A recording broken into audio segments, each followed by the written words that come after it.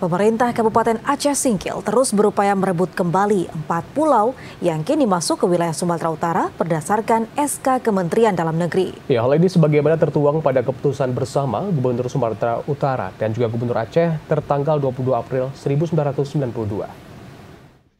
Pasca diterbitkannya keputusan Menteri Dalam Negeri yang menyatakan 4 pulau, yakni Pulau Panjang, Pulau Lipan, Pulau Mangkir Gadang, dan Pulau Mangkir Kecil masuk ke dalam wilayah Sumatera Utara, isu kepemilikan 4 pulau tersebut kembali menjadi polemik, khususnya bagi masyarakat Aceh Singkil dan Aceh.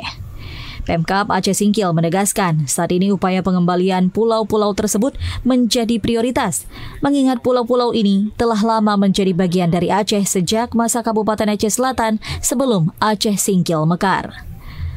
Bupati Aceh Singkil, Safriadi Oyon mengungkapkan pihaknya bersama pemerintah Aceh dan DPRK telah melakukan langkah strategis termasuk memeriksa langsung tugu batas di lokasi pulau sebagai bukti kepemilikan. Pemkab juga memegang dokumen lama yang memperkuat klaim termasuk kesepakatan tahun 1992 antara Gubernur Aceh dan Gubernur Sumatera Utara yang disaksikan Menteri Dalam Negeri saat itu. Di tugu itu batas antara kita Provinsi Aceh dan Provinsi Sumatera Utara.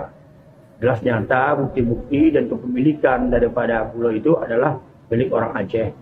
Jadi di situ nampak jelas bahwasanya dari tahun 1965 keluar suratnya dari agraria pada zaman saat itu. Ini menandakan itu. Jadi kelanjutannya pun kami menunggu bagaimana nanti keputusan dari Pak Gubernur. Langkah berikutnya, menurut Safriadi, adalah melaporkan hasil temuan dan dokumen pendukung kepada Gubernur Aceh.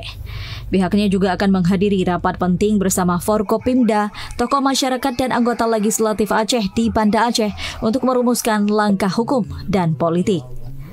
Dari Aceh Singkil, Jakartawan Adi Nugraha, TVRI Aceh melaporkan.